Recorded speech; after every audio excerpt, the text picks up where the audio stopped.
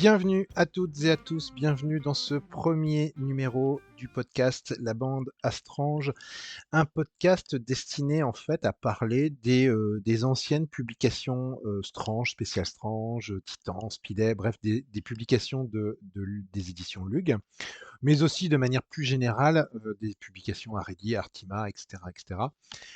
Pourquoi ce titre? Bah, parce qu'en fait, ces publications et notamment Strange, ont forgé finalement la culture comics d'innombrables gamins, dont je fais partie. Même si j'ai découvert les Strange sur le tard, comme vous allez pouvoir le voir. Le Strange, ça a été la porte d'entrée pour beaucoup d'enfants vers l'univers Marvel, et puis ensuite, grâce à la curiosité des lecteurs, vers d'autres univers tels que DC Comics ou même d'autres univers plus indépendants. L'idée de ce podcast, en fait, c'est simplement de se replonger dans ces vieilles publications et de porter un regard nostalgique, pas trop quand même, mais quand même un petit peu, sur ces publications. Et pour ce premier numéro, j'ai décidé de démarrer tout simplement par non pas le premier Strange que j'ai acheté, mais le premier Strange que j'ai lu. Nous sommes en 86, en février 86, et je veux parler du Strange 194. Et à l'époque, en fait, moi, je me souviens qu'en 86, je suis né en 77, j'avais donc 9 ans. J'avais un copain qui adorait le dessin animé l'araignée, enfin l'homme araignée. Vous savez, le fameux l'araignée est tombée dans la purée, on l'a tous chanté un jour ou l'autre. Ne me mentez pas. Et comment eh bien, je me souviens de lui quand j'avais 9 ans, qui me sort de son sac ce Strange avec cette couverture très particulière où on voit Namor en train de bondir au-dessus de Puck et de Marina. Une couverture d'ailleurs un petit peu étrange, soit dit entre nous, puisque en réalité, ça ne correspond à aucune scène de l'épisode de la Division Alpha qu'il y a dans ce numéro. Et si on voulait être un petit peu plus précis, on pourrait dire que cette couverture correspond plus à l'épisode du numéro suivant de la Division Alpha. C'était une couverture donc peinte par Jean Frisano, et ce qui est assez d'intéressant aussi, c'est que ça n'est pas une reprise d'une couverture originale, c'est une création particulière. Mais comme je le disais, en fait, il reprend une scène qui se déroule dans l'épisode du numéro suivant. Moi, je me souviens que quand j'étais gamin, ce qui m'avait marqué, c'est que waouh, ils avaient pris un peintre pour faire la couverture. Et donc, double choc, c'est-à-dire le premier choc, c'est de se dire, ah ouais, en fait, c'est pas comme dans le dessin animé Spider-Man, pas comme dans le dessin animé L'araignée, pardon, excusez-moi. À l'époque, on parlait de l'araignée. Ah ouais, on peut donc aller chercher des peintres, des gens qui ont du talent, enfin, ça peut être un petit peu comme ça, un peu luxueux comme dessin sur la couverture. Et évidemment, quand on feuillette après, les artistes qui travaillaient dans Strange n'avaient pas moins de talent, mais c'est vrai que c'était un autre style. Moi, j'avais associé ça en fait à un côté un petit peu luxueux, donc je trouvais ça un petit peu curieux. Sur cette couverture, ce que je trouve amusant, c'est que généralement, ce que je reproche à Jean Frisano sur ses peintures, c'est que c'est souvent assez statique. Et là, cette couverture, je la trouve assez dynamique, même quand je la revois aujourd'hui. Voilà, c'est ce Namor qui bondit, cette Marina qui bondit elle aussi en dehors de l'eau, et ce Puck qui a l'air on ne sait pas trop exactement, mais il a l'air de prévenir d'un danger, d'un problème. D'ailleurs, on ne sait pas trop ce qui se passe entre ces trois-là. Est-ce que ça préfigure un combat entre Namor et Marina et Puck, ou bien est-ce que Marina et Puck sont en train de le prévenir d'un danger? Enfin, c'est un peu, on ne sait pas trop ce qui se passe, mais en tout cas, j'avais trouvé cette couverture assez attirante. Évidemment, on est dans le journal de l'araignée, hein, on a le visage, le masque de l'araignée en haut à gauche, à côté de Strange. Et comme je l'ai dit, c'est un numéro de février 86. J'avais donc 9 ans tout plein, puisque je suis né en février 77. Et donc, c'était un numéro spécial, parce qu'on avait droit à 100 pages plus un poster. Un poster d'ailleurs, soit dit en passant, qui représentait, si vous l'avez dans votre collection, ou bien si vous avez la curiosité de chercher, ce poster représentait des personnages qui ne sont pas dans ce Strange, puisque c'était un poster dédié aux X-Men Ororo, Cyclope et Diablo. Un poster où on aperçoit ces trois personnages sur un fond orangé dans ce qui semble être une espèce de temple avec un sol de couleur bleue, probablement dessiné par Jean-Yves Mitton, mais j'en suis pas tout à fait certain. D'ailleurs, si certains d'entre vous savent réellement qui a fait ce poster, qu'ils n'hésitent pas à réagir en commentaire. Mais c'était amusant de voir finalement trois personnages. Moi, je me souviens, j'avais eu le poster, je me dis, mais en fait, ces personnages n'apparaissent pas dans ce Strange. Bon, alors justement, ce Strange, on va en parler.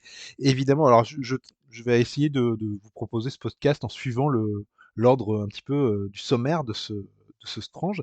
Et justement, bah, ce sommaire, bah ouais, la page sommaire de Strange, c'était quand même quelque chose. Et là, on a droit à un superbe dessin de Jean-Yves Mitton avec l'araignée, la division alpha, bon, Arfang, Sasquatch, Shaman, Vega, juste en dessous Guardian, enfin James McDonald Hudson et ce que j'imagine être Aurora, et puis juste à côté Iron Man et Daredevil.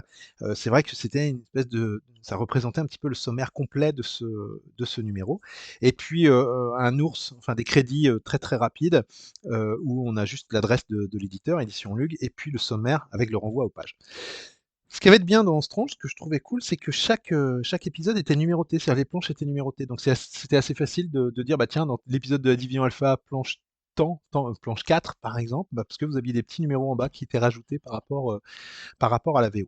Alors on va attaquer direct avec, évidemment, la Division Alpha, hein, qui moi est mon péché mignon. J'adore cette série. J'y reviendrai peut-être lors un autre numéro de la bande à Strange, mais c'est vraiment la série qui m'a donné envie de lire des comics.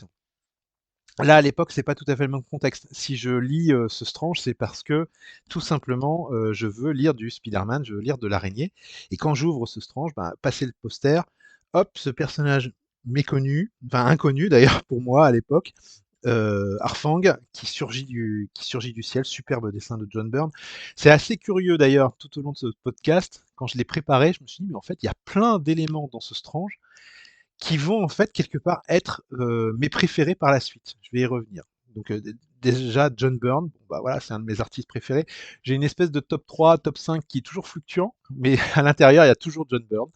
Et finalement, bah, ça a été mon premier contact avec cette culture. Là, c'est Arfang qui descend des cieux de manière majestueuse. Alors cet épisode de la Division Alpha, il est un petit peu spécial parce que c'est un épisode de transition. C'est l'épisode numéro 14. Euh, la division Alpha vient de connaître un drame épouvantable. Leur chef est mort, Guardian, James McDonald Hudson. Euh, L'épisode précédent, dans le 13, c'était un épisode essentiellement consacré au deuil, au début du deuil de son épouse, Heather Hudson. Euh, et donc, bah, cet épisode-là est une espèce d'épisode de transition où John Byrne va continuer à travailler cette notion de deuil et va commencer à lancer des pistes pour l'avenir.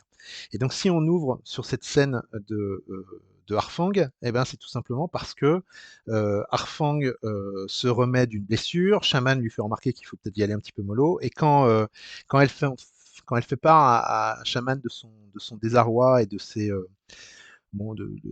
difficultés, elle s'en va et en partant, elle laisse, là où elle s'est appuyée sur une roche, elle laisse, comment dire, une empreinte derrière elle, une espèce de tache. On ne sait pas trop ce que c'est, on nous dit dans le commentaire que c'est une bile noire, et ça n'annonce rien de bon, parce que, comme on nous le dit, de l'au-delà provient un cri faible et lointain, et il semble que les dieux soient mécontents de leur fille. On en saura un petit peu plus dans les épisodes suivants. Cet épisode va avoir beaucoup de scènes de cette manière où on va voir des personnages de la division Alpha séparés. C'était un des principes, hein, de la série, c'est-à-dire la division Alpha, c'est vraiment une série où l'équipe est dispatchée à travers le territoire canadien. Et je l'ai pas dit, cette équipe, en fait, c'est l'équipe de super-héros du Canada, Alpha Flight en VO. Et elle est rarement réunie, les personnages sont rarement réunis au complet. Donc c'est une des particularités de la série. Et là, Byrne va s'attacher à montrer en fait ces différents personnages, où ils en sont à ce moment-là de l'histoire, et préparer les histoires à venir. Ensuite, ben, on arrive sur sur ceux qui vont être les personnages principaux de cet épisode, c'est Puck et Heather. Et ben, évidemment, comme je le disais, elle vient de perdre son mari, son époux, et donc c'est un petit peu compliqué pour elle. Et très rapidement, ils vont replonger dans l'action parce que ils se trouvent au bord du lac Ontario. Et d'ailleurs, ce qui est intéressant, c'est que euh, Byrne n'hésite pas à représenter des éléments assez, j'allais dire charismatique, non, assez représentatif de l'endroit. On a par exemple l'Ontario Place, avec cette espèce de globe, là, comme on nous le dit d'ailleurs, renferme le plus grand écran courbe du monde. Il montre des éléments très, très typiques du Canada. Alors je reviens un petit peu à l'action. On est au bord du lac, et là, d'un coup, il y a un énorme cri qui est poussé, et quelque chose a été happé, plutôt un bébé d'ailleurs, a été happé. Et là, Heather, là, qui normalement n'est pas une super-héroïne, elle a pas de super-pouvoir, elle a pas de matériel, elle n'a pas encore l'armure de gardien. Elle se met d'un coup à plonger dans l'eau pour essayer de récupérer le bébé et comme dit Puck, bah, en fait, il s'agit pour elle d'essayer heu, bah, il le dit, hein, elle se sent responsable de la mort de son époux et elle essaie de se racheter par un acte d'héroïsme. Malheureusement pour elle, ça va être un petit peu compliqué parce qu'une fois qu'elle est dans l'eau, elle n'arrive pas à retrouver le bébé et elle va se faire attraper les jambes par des espèces de tentacules algues, on ne sait pas trop. Et il faudra tout son courage et la force de Puck pour la tirer du lac. Et elle va finir blessée, puisqu'on va nous expliquer qu'elle a les jambes lacérées, comme si elle avait été lacérée par des lames de rasoir. Et donc, bah, qu'est-ce que c'est que cette bestiole qui se trouve au fond de l'eau? Alors, je disais tout à l'heure que ce qui était intéressant, c'est que en lisant ce Strange, je me suis rendu compte que je trouvais en germe pas mal d'éléments qui feront plus tard, mais ce que moi j'aime bien dans la culture comics et dans la culture fantastique en général. Bah, quelque part, cette bestiole qui se trouve au fond de l'eau avec ses tentacules, ah, ça rappelle un petit peu quand même les écrits de Lovecraft avec ce machin tentaculaire qui attrape des humains. Alors, on saura un petit peu plus tard dans l'épisode qu'en réalité, ce monstre est un extraterrestre qui a échoué au fond du lac, de ce lac, et qui attrape en fait des, euh, des- tout ce qui se trouve à portée du lac pour se nourrir et pour essayer de constituer son patrimoine génétique. On passe ensuite à Aurora. Alors, petit moment un petit peu, on va pas dire sexy, mais où bah, Aurora est en train de prendre sa douche, quoi. Donc, voilà. Donc, c'est vrai que moi, quand j'étais gamin, je me dis, ah, tiens, donc voilà. Elle est quand même représentée de manière assez sensuelle. Sauf que ce qui lui arrive n'est pas particulièrement amusant, puisque, on rappelle, hein, Aurora est atteinte de schizophrénie, elle a une double personnalité et sa deuxième personnalité apparaît dans un miroir et traverse ce miroir pour l'attaquer, ce qui fait que ça traumatise Aurora. C'était une crise qui couvait, hein, c'est-à-dire que sur plusieurs numéros, on nous a expliqué qu'elle avait ce problème-là, ce handicap-là. Voilà, qu'est-ce que ça va devenir? Ben, on le saura dans les épisodes suivants. On revient avec Puck qui commence à mener l'enquête sur cette bestiole. Il en discute avec Heather, il en discute avec le chef de la police, il a consulté les rapports d'autopsie. On se rend compte dans le dessin que Byrne, par moment, n'hésite pas à utiliser non plus des photos pour accélérer sa création. Un petit clin d'œil comment dire, aux dents de la mer dans les propos du, du commissaire de police quand il discute avec Puck. Ensuite, on change à nouveau de scène. On est dans une scène qui se déroule sous l'océan, dans la ville d'Atlantis, dont Namor est le roi. Et bah, Namor, en fait, est complètement tombé sous le charme de Marina et il s'apprête à lui demander en mariage. Sauf que elle est appelée par son médaillon qui contient un signal qui permet à la division alpha de l'appeler. Bon, en l'occurrence, c'est Puck qui l'appelle pour lui demander plus d'informations et lui demander en fait d'aller dans le lac pour voir ce qui va se passer. Et là, on se rend compte que Namor est vraiment très accro à Marina puisqu'il laisse en plan les affaires de la ville pour la suivre.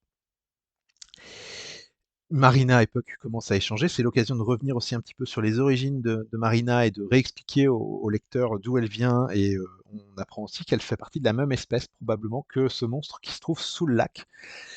Et ça donne l'occasion, d'ailleurs, à Byrne de faire une longue discussion avec des pâtés de texte. Je me dis, mais j'avais 9 ans, mais il y avait des blocs de texte dans cet épisode. C'était quand même assez impressionnant. Je me souviens pas que ce soit embêtant à lire. Et puis ça donne aussi l'occasion à Byrne de faire de très très jolies pages. Enfin, moi je trouve que il y a notamment un plan sur le soleil couchant sur le lac là qui est vraiment magnifique. C'est très très beau.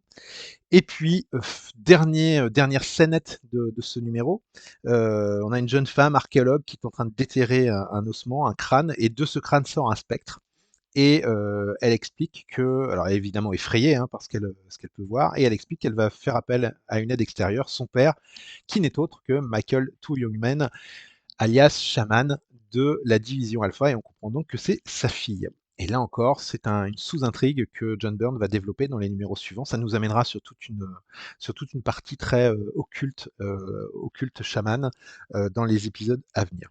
Un vrai épisode de transition, mais je trouve qu'il y avait quand même beaucoup de contenu avec vraiment ce côté film d'horreur avec cette créature au fond du lac. Évidemment, c'est une histoire qui attend d'être développée et la suite se déroulera dans le numéro suivant de Strange. avec une confrontation entre Puck, Namor et Marina, malheureusement. Mais mine de rien, en le relisant aujourd'hui, je me suis dit, waouh, c'était quand même vachement bien, quoi. Les dessins de Byrne sont quand même de très très bonne qualité.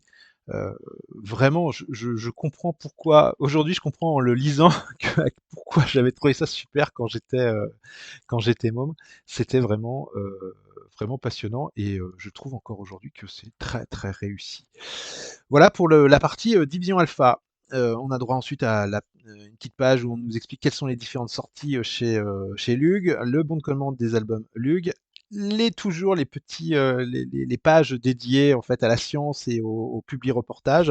Enfin non pas au public reportage d'ailleurs, au reportage tout court. Là c'est l'histoire de l'homme dans sa marche vers la civilisation et ça nous parle de télévision. Alors ça paraissait déjà à l'époque, moi je me souviens que ça faisait tellement rétro quoi, comme ça faisait déjà tellement vieux en 86. Alors là maintenant c'est encore pire, mais ils étaient obligés de le faire ainsi. Il y avait une obligation d'un certain nombre de pages reportages dans les publications jeunesse. Et évidemment, bah, il fallait bien s'accommoder de cette obligation. Et on aura ces pages encore pendant un sacré paquet de temps. Mais oublions-les, passons à l'épisode de l'homme araignée, ou plutôt de la série Amazing Spider-Man, puisque nous avons deux épisodes de la série Amazing Spider-Man, qui sont les épisodes, je reprends mes notes, excusez-moi, les épisodes 248 et 249. Alors ce qui est intéressant avec ces épisodes, euh, c'est que ils sont tous scénarisés par Roger Stern. Et l'épisode 248 est un peu particulier, il est divisé en deux. C'est-à-dire qu'il y a en gros 10 pages qui concluent une intrigue qui se trouvait dans l'épisode 247 et 10 pages consacrées à une histoire, à un récit complet sur lequel je vais revenir. Et le 249, cette fois-ci, c'est un épisode complet d'une vingtaine de pages, signé John Romita Jr. au dessin, qui signe aussi d'ailleurs la première partie de l'épisode 248. Bon, moi, l'épisode 248, ce que j'aime beaucoup, c'est qu'on démarre et on a cette splash page avec le boulet qui balance un boulet à la gueule du lecteur, avec cette indication et il frappe comme un boulet. Euh, je trouve ce dessin terriblement dynamique. Déjà à l'époque, John Romita Jr. m'en met plein les yeux. J'adore ce dessinateur. Alors évidemment, c'est curieux. Premier comics que j'ai entre les mains, il y a deux de mes dessinateurs préférés. Et à l'époque, en fait, il est, si je ne dis pas de bêtises, je vais aller voir les crédits. Je crois que c'est Terry Austin qui est à l'ancrage. Euh, J'en suis pas certain. Attendez, je vais aller jeter un petit coup d'œil. Ouais, effectivement, c'est Terry Austin qui est à l'ancrage. Et Terry Austin, il a ceci de fabuleux, je trouve, c'est qu'en plus, il améliore le dessin d'origine. C'était le cas aussi hein, quand il ancrait Burn. Et il donne vraiment le meilleur en fait du dessinateur. Et c'est vraiment super. Tout cet épisode qui dure une dizaine de pages et la conclusion de l'épisode précédent, en gros, c'est une méga baston entre l'araignée et le boulet. Il n'y a vraiment pas d'autres volontés dans cet épisode. Alors, ce qui est amusant, c'est que pour le coup, le boulet est vraiment très très supérieur à Spider-Man en termes de puissance. Et donc, parce qu'il est équipé en fait d'une baramine qui possède le pouvoir des déesses d'Asgard. Et donc, oui, c'est un sacré morceau pour Spider-Man. Mais il s'en sort plutôt pas mal. Alors, il est obligé de compter évidemment sur son agilité et sur son intelligence. Et il arrive à se tirer de ce piège comment dire, grâce à sa malice. Alors, je suis sur les planches, là, sur la page 9, par exemple, quand le boulet récupère son boulet et qu'il explose parce que le boulet est chargé d'électricité, cet énorme boom là, etc. Enfin, c'est vraiment superbement décidé. C'est vraiment un magnifique épisode. De combat, certes, mais ça fait le job. Et c'est bien moi quand j'avais 9 ans, c'est bien tout ce que j'attendais de ce type d'épisode, avec les bons mots de Spider-Man et cette fin en fait en plus où des journalistes viennent interviewer Spider-Man où on lui reproche en gros d'avoir créé un énorme embouteillage sur Long Island. Et là, Spider-Man il a un peu envie de dire bon, c'est bon, vous me cassez les pieds là, ça va quoi. Mais ça n'était que le début parce qu'ensuite on a encore 10 pages consacré à un tout autre récit, toujours scénarisé par Roger Stern, mais cette fois-ci dessiné par Ron Frenz et ancré par Terry Austin. Et alors, ce qui est intéressant, c'est que c'est l'apparition de Ron Frenz dans Amazing Spider-Man. En fait, il ne reste plus beaucoup de temps avant que l'équipe artistique change. Dans 2-3 numéros, Roger Stern et John Romita Jr. vont partir. et ça va être comment dire un nouveau scénariste dont j'ai oublié le nom, pardon, excusez-moi, et Ron Frenz qui va prendre le dessin régulier de la série. Et donc bah, c'est une manière d'installer, de préparer peut-être les lecteurs à ce changement créatif. En termes de dessin, on n'y perd pas, hein, parce que moi j'adore Ron Frenz. Je trouve que sur cet épisode, il rend vraiment hommage à Steve Ditko au niveau du costume. Si vous regardez bien, parfois on a l'impression que les pages où Spider-Man apparaissent, on a l'impression de revoir du Steve Ditko, un peu plus moderne, mais on est vraiment là. L'épisode a une structure un peu particulière, et puis ceux qui connaissent cet épisode, c'est l'enfant qui collectionne l'araignée. Euh, il est vraiment spécial cet épisode parce qu'il aura foutu les poils, voire l'alarme à beaucoup de lecteurs. Et c'est ça que je trouvais intéressant aussi à dire, c'est qu'on a un épisode, on a un numéro d'Amazing Spider-Man coupé en deux, 10 pages d'action pur jus et 10 pages d'émotion et de sensibilité, c'est vraiment pas mal. Le, le principe, c'est que vous avez un journaliste, Jacob Conover, qui écrit un article sur un petit garçon, Timothy Harrison, qui a 9 ans et qui collectionne l'araignée dans le sens où il essaye de récupérer un maximum d'articles de journaux, et puis même sur les lieux où l'araignée a combattu, il essaye de récupérer des éléments et de faire une espèce de petit musée de Spider-Man. Et comment cet article va nous servir en fait tout au long de cet épisode de repère. Il va nous fournir des indications. Donc on a vraiment des pages de l'article qui sont détachées, des espèces de facsimilés dans l'épisode, dessinés par Ron Frenz. Et l'épisode démarre, bah, en fait, tout simplement parce que Timothy, le petit Timothy, il a dit que il voulait une des choses qu'il voulait à tout prix, c'était rencontrer son idole, donc Spider-Man.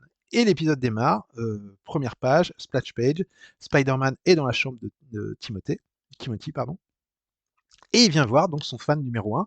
Et tout l'épisode est basé sur la discussion qu'ils vont avoir ensemble et la progression de cette discussion. Au début, évidemment, il fait la démonstration de sa force. Ensuite, bah, Spider-Man regarde et s'intéresse à sa collection. Donc le petit Timothy, il est fou de joie parce qu'il peut enfin discuter avec son idole. Il lui demande d'où lui viennent ses pouvoirs. Spider-Man commence à lui expliquer d'où lui viennent ses pouvoirs. Il lui montre son lance-toile. Et là, nous, en tant que lecteurs, on se dit, mais c'est bizarre quand même, enfin, que Spider-Man commence à lui raconter quand même des choses que d'habitude il ne raconte pas si facilement que ça, hein. Et puis à un moment, il lui raconte ses origines, ça je l'ai déjà dit. Et puis à un moment donné, il y a Timothy, bah, Spider-Man est sur le point de partir et Timothy lui demande, mais en fait, c'est quoi ton identité secrète? Et là, stupeur pour le lecteur, Spider-Man lui révèle qu'il est Peter Parker, que c'est lui qui prend des photos pour le Daily Bugle, que la plupart des photos qu'il y a dans les coupures de presse qu'il a dans sa collection, c'est lui qui les a prises en photo. Et là, on se dit, mais attendez, Peter Parker qui annonce aussi facilement son identité secrète alors que ça fait des années qu'il essaye de la cacher à tout prix à tout le monde. Comment se fait-il qu'il la révèle à ce gamin? Pour qui? Pourquoi? Il y a vraiment quelque chose d'un peu particulier. Il fait un câlin au gamin, le gamin lui jure que ça sera son secret, et Peter part en lui laissant, bah écoute, on sera amis jusqu'à la mort et prends soin de toi. Et sur la dernière planche qui vient nous choper sans qu'on l'ait vu venir, Spider-Man s'élance, il quitte la chambre du petit garçon, il passe au-dessus d'un mur. Je trouve ça un peu bizarre, tiens, un mur, comment ça se fait qu'il y a un grand mur comme ça? Et il s'arrête sur ce mur, il se pose et il se prend la tête dans les mains, et on peut lire sur le mur un petit panneau avec marqué centre anticancéreux. Et on a un dernier facsimilé de journal qui nous explique en fait que Timothy est atteint d'un cancer qui est incurable, d'une leucémie, et que les médecins ne lui donnent plus que quelques semaines à vivre. Et là, on commence à comprendre pourquoi il s'est comporté ainsi durant cet épisode. C'est un épisode qui est extrêmement émouvant. Lorsque j'ai fait un top sur les épisodes les plus tristes de chez Marvel Comics, je l'ai placé dedans parce que je trouve que vraiment il est terrible cet épisode. Euh, je trouve, un des épisodes les plus subtils, et j'aime beaucoup le jeu qui est réalisé par Roger Stern, qui consiste en fait à ne pas nous le dire tout de suite, parce que évidemment c'est là que ça se joue très bien, et cette conclusion qui nous cueille à froid, parce que nous, vieux briscards, nous savons qui est Spider-Man, et évidemment on le connaît très très bien, et ça, clairement Roger Stern sait à qui il s'adresse, et il sait qu'il parle à des lecteurs qui connaissent très bien Spider-Man. Un épisode fabuleux. Si vous voulez lire cet épisode, il est dans le, comment dire, dans l'intégrale Spider-Man 1984, ainsi que l'épisode qui va suivre. Vraiment conseillé, hein, c'est un des meilleurs épisodes. Parfois, de temps en temps, il y a des tops sur les meilleurs, les meilleurs épisodes de Spider-Man. Vraiment, celui-ci est vraiment fabuleux. Dans l'épisode suivant, on revient au quotidien de Peter Parker un petit peu plus. Un épisode qui s'appelle Secret en français et qui s'appelle Secrets en anglais. Tout va bien. C'est un épisode de Roger Stern dessiné par John Romita Jr., ancré par Dan Green cette fois-ci. Et d'ailleurs, Romita Jr. et Dan Green qui travailleront après par la suite sur les Uncanny X-Men. Un épisode qui nous replonge dans les intrigues classiques de Spider-Man, puisque Peter Parker est invité par Liz et Norman Osborn à leur pendaison de crémaillère dans une superbe villa. C'est l'occasion de se détendre pour Peter Parker. Pas tant que ça, parce qu'en fait, très rapidement, Norman a l'air de recevoir une mauvaise nouvelle. Quelqu'un a découvert qu'il était le fils du bouffon vert et quelqu'un veut le faire chanter et lui donne rendez-vous dans une espèce de club un peu huppé, une sorte de Rotary Club dans la ville de New York. Norman quitte la pendaison de crémaillère comme ça à la seconde même, créant la stupeur de Liz et Peter va le suivre en fait pour essayer de comprendre ce qui se passe. Et c'est là que Norman lui explique la situation. C'est l'occasion pour Stern et Romita Jr. et Dan Green de nous raconter un petit peu, de nous réexpliquer ce qui s'est passé avec Norman Osborn et le Bouffon Vert. C'est cette grande époque des épisodes Marvel où ils n'hésitaient pas à refaire, à réexpliquer et à consacrer parfois des pages entières à donner, à redonner le contexte et à redonner l'histoire, ce qui se fait très peu maintenant. Et là, par exemple, cet épisode, moi, quand je l'ai lu, ça m'a pas tellement gêné. Je me rends compte aujourd'hui que j'avais tous les éléments pour comprendre. Évidemment, c'est pas l'idéal. Évidemment, le mieux, c'est d'avoir suivi à l'époque les épisodes les uns après les autres. Mais là, j'avais vraiment tout ce dont j'avais besoin pour piger ce qui se passait. Et puis là, maintenant, aujourd'hui, avec cette relecture à 47 ans, ce qui est intéressant, c'est de revoir en fait ces épisodes, ces extraits de ces passages en fait importants de la vie de Peter Parker et de Spider-Man dessinés par Romita Jr. Euh, Norman Osborn n'est pas le seul à être victime d'un chantage, puisqu'on se rend compte que J. Jonah Jameson, le patron du quotidien, est lui aussi invoqué, enfin pas invoqué, mais invité à cette réunion secrète dans cette espèce de Rotary Club. Et donc on se demande bien qu'est-ce qui peut bien se passer. Dans ce Rotary, alors c'est pas tout à fait un Rotary Club, comment je vais l'appeler, le Century Club de New York. C'est un lieu huppé où seules les personnes de bonne famille et riches peuvent aller. Alors Norman fait rentrer Peter Parker parce qu'il connaît un petit peu tout le monde. Et Peter Parker, très rapidement, il y a son sens d'araignée qui carillonne parce que à une table, il y a le caïd, hein, ni plus ni moins. Évidemment, ça commence à sentir un petit peu mauvais cette réunion, mais pourtant on verra que le caïd n'a pas grand-chose à voir avec toute cette histoire. Et donc tous les gens qui ont été invités par ce mystérieux personnage, ce mystérieux maître chanteur, sont réunis dans une seule pièce. Peter Parker s'esquive, genre je vais passer mon costume tranquille, personne ne me verra. Et on découvre que ce mystérieux maître chanteur n'est ni plus ni moins que le super bouffon, The Hobgoblin en anglais. Et quand Peter Parker le voit arriver, il dit bien, tiens, c'est bizarre, mon sens d'araignée ne carillonne pas. Et pour cause, parce qu'on va bientôt découvrir qu'il s'agit d'un androïde, quand Norman va lui mettre une énorme droite dans la gueule.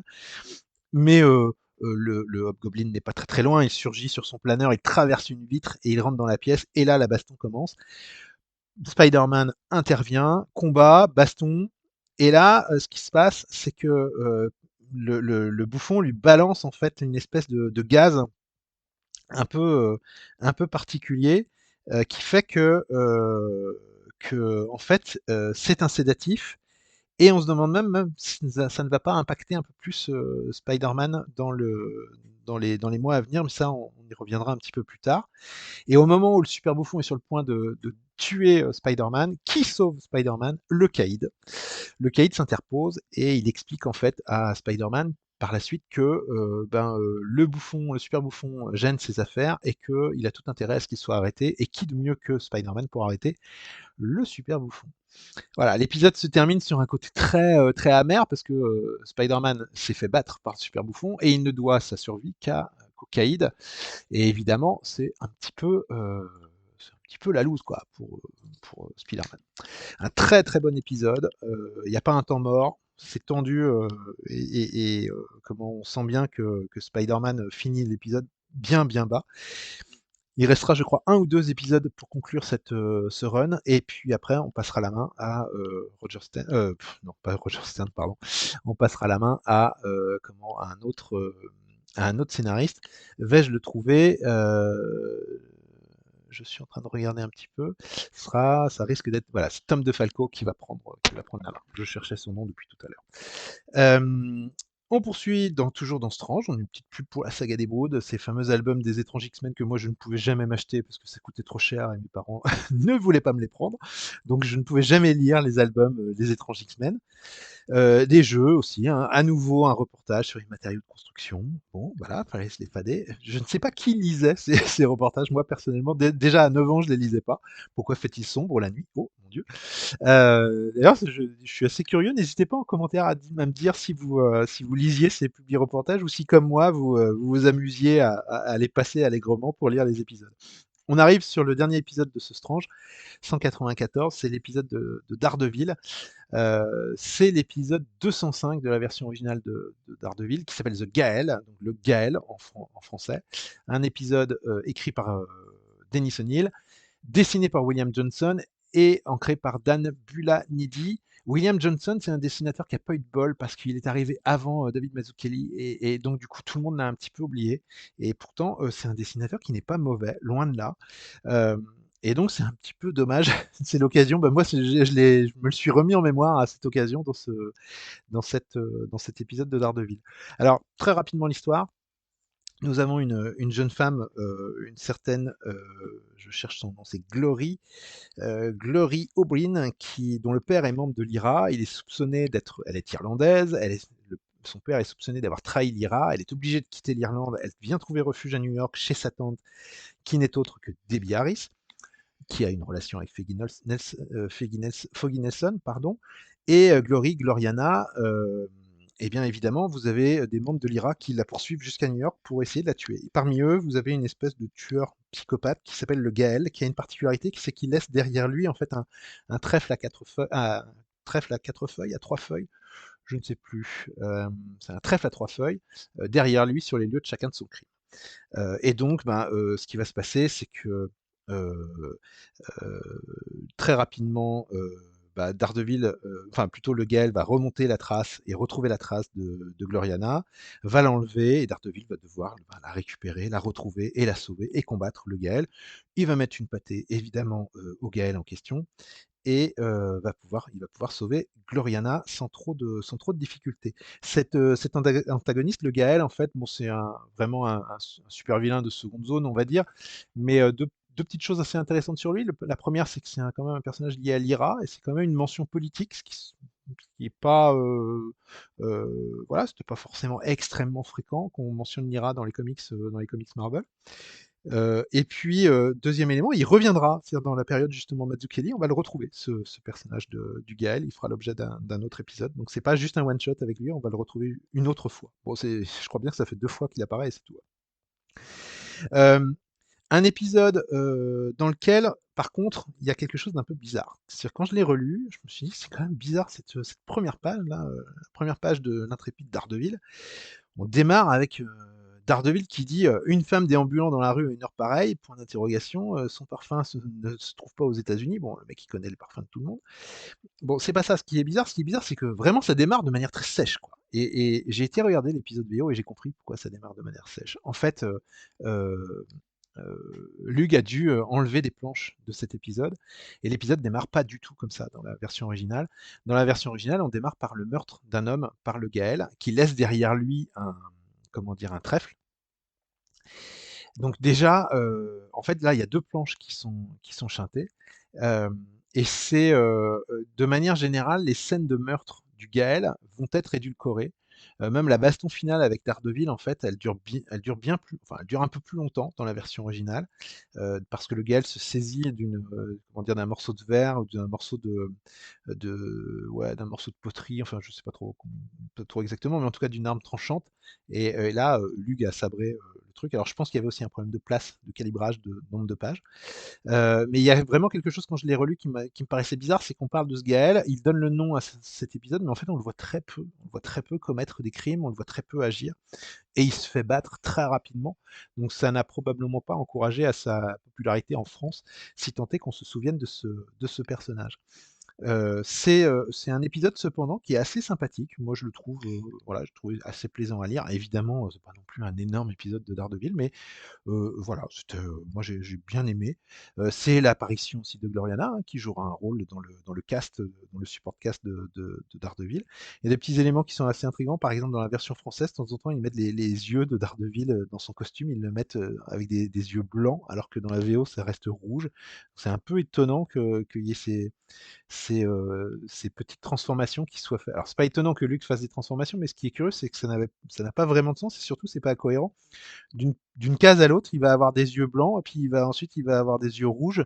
Donc c'est un peu curieux comme façon de faire, mais en même temps peut-être que les conditions de travail de chez Lug imposaient en fait d'aller très très vite, et donc bah, peut-être qu'ils n'ont pas forcément fait gaffe, ou peut-être que ce sont plusieurs personnes qui ont travaillé dessus. Autre élément, malgré la censure, il y a quand même des scènes qui sont un peu... bon, je me dis pour un gamin de 9 ans, il y a à un moment donné le Gaël, page 15 par exemple, qui essaie d'étrangler Gloriana, et c'est montré très clairement, sans aucun problème. Bon, voilà, il y a aussi les scènes où Gloriana pleure, où qui a la larme à l'œil, je pense à la page 13. Bon, voilà, ce personnage costumé, ganté, face à elle. Ouais, pour une publication jeunesse, ça restait un peu chaud quand même, mine de rien. Maintenant, j'ai 47 ans, ça me fait plus grand-chose, mais là, bon, ben voilà. Et puis, il y a un petit passage qui est amusant dans cet épisode, moi, que j'aime bien, qui me fait sourire quand je l'ai lu. C'est page 11. En fait, il y a un indice qui se trouve dans l'appareil photo que Gloriana utilisait, et Daredevil est au courant qu'il y a un indice dans cet appareil photo, et tout le monde pense que cet indice se trouve sur les photos qui ont été prises par cet appareil. Et donc, Matt Murdock fait développer les photos, et il se retrouve à son bureau à regarder les photos, sauf qu'évidemment, il est aveugle. Il ne peut donc pas voir les photos. Et comme il dit, bah, zut, pour une fois d'habitude, j'ai des super pouvoirs. Et il le dit bien à un moment donné d'ailleurs, c'est assez rigolo. Je peux entendre une souris cligner de l'œil à 100 mètres, mais une photo est une énigme pour moi. Et donc il est obligé de demander à son assistante, Becky, de regarder. Et elle lui dit, bah ouais, on faisait des photos de fleurs, quoi. Et donc l'astuce, c'est que en fait, l'indice n'est pas sur les photos, mais se trouve bien dans l'appareil en lui-même, puisqu'il y aura un indice qui permettra de connaître l'identité du Gaël et donc de retrouver Glory très facilement. Cette double page là, avec cette espèce de gag un petit peu, c'est en page 11, et vous verrez que c'est un gaufrier de 3 par 3, et c'est assez amusant parce qu'il joue, le dessinateur joue sur la répétition de la même image pour montrer l'écoulement du temps, et avec ce gag final où enfin, moi, je le prends comme un gag où Matt Murdock tape sur la table pour dire ouais, bon, bah, c'est bon, j'ai des super pouvoirs, mais même moi, j'arrive pas à avoir une photo. Voilà, c'est une petite anecdote. Moi, j'ai trouvé ça assez amusant aujourd'hui. Épisode totalement inutile dans la continuité de Daredevil, mais qui reste néanmoins plaisant et qui se lit très très bien sans aucun problème. Mais c'est vrai qu'il est quand même un peu en dessous des 3 épisodes qui l'ont précédé, parce que ben, les 3 autres, ils sont quand même scénarisés et dessinés par des pointures. Et là, bon, bah, Dennis O'Neil, c'était pas forcément son meilleur travail sur Daredevil. Et le dessinateur dont j'ai oublié le nom, ça va me revenir, je vais reprendre mes notes, ça sera beaucoup plus simple. William Johnson, bah oui, comme je l'ai dit tout à l'heure, il passe, voilà, il passe entre des grands, quoi. Donc c'est difficile, entre des grands artistes, donc c'est difficile entre Frank Miller, Klaus Johnson et David Mazzucchelli, pour exister, c'est un petit peu compliqué, malgré, encore une fois, la qualité du travail. La troisième de couverture, c'est le courrier des fans de Strange, alors consacré à un seul courrier, Fabrice Girolet, qui envoie un courrier qui envoie du bois, puisqu'il démarre tout simplement par Puissance 4, mais c'est de la BD pour attarder des manteaux que vous nous présentez là. N'oubliez pas tout de même que jeune n'entend pas forcément abruti, et qu'il n'est par conséquent d'aucune utilité de créer un journal spécialement pour les débiles. Voilà, c'est posé. Moi, ça m'a fait sourire parce que je me suis dit, bah voilà, en 86, les lecteurs de comics étaient tout aussi virulents que ceux de 2024, et ils n'avaient pas leur langue dans leur poche. S'ensuit un long courrier où il explique ce qu'il aime, ce qu'il n'aime pas. Et la réponse des éditions Lug, elle est assez, assez consensuelle, mais elle est bien posée, où elle dit, en fait, euh, Nous avons eu du plaisir à lire votre longue lettre dont nous ne pouvons que publier des extraits. En fait, elle reflète l'opinion de la majorité de nos lecteurs qui sont plus intelligents que vous ne le supposez. Nous sommes parfois surpris et admiratifs devant l'effort qu'ils font pour pénétrer dans des histoires souvent complexes.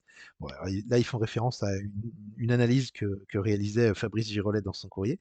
Ne croyez pas que la médiocrité est garante du succès. La production de Marvel est énorme, parfois l'ivraie se mêle au bon grain, mais dans l'ensemble, cette production est de grande qualité. En ce qui concerne Puissance 4, June Brickman, donc un des artistes qui travaille sur la série, a réussi à dessiner des enfants naturels, expressifs et pas stéréotypés du tout. Peut-être êtes-vous à la fois trop vieux et trop jeune pour apprécier sa spontanéité. Bam, merci, au revoir. Le scénario manque peut-être de rigueur, mais c'est en forgeant qu'on devient forgeron et Louise Simonson progressera sûrement lorsqu'elle aura acquis plus d'expérience. Oui, oui, elle va acquérir de l'expérience, ça, il n'y a pas de problème. Puissance 4 est un bouquet de fraîcheur dans Speeday. Hop là, merci, emballé, c'est pesé. Au revoir, monsieur Fabrice Girolet, et à la prochaine. Je trouvais ça assez rigolo comme réponse, c'était plutôt bien envoyé. C'est vrai que je trouve qu'il allait un peu fort sur la série Puissance 4, qui n'est pas la série du siècle, mais c'est aussi une série destinée à un lectorat plus jeune, et dire que c'est pour des attardés mentaux, je trouve ça quand même pas terrible, terrible. Bon, bref.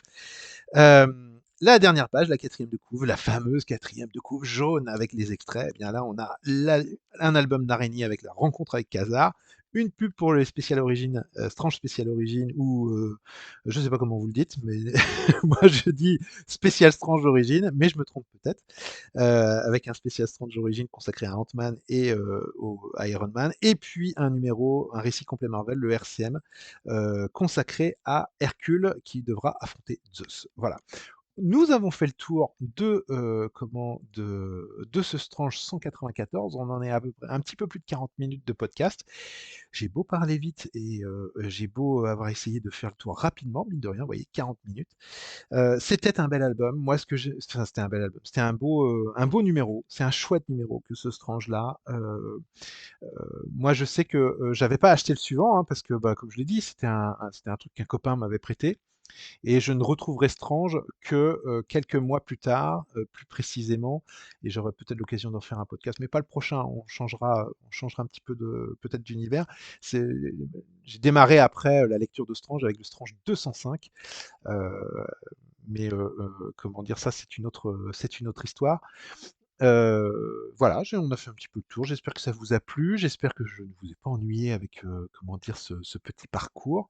N'hésitez pas à nous dire ce qui vous a plu dans ce numéro dans les commentaires. J'aimerais bien, si possible, que ben, les commentaires soient aussi l'occasion d'échanger entre amateurs, dans notre bande Astrange,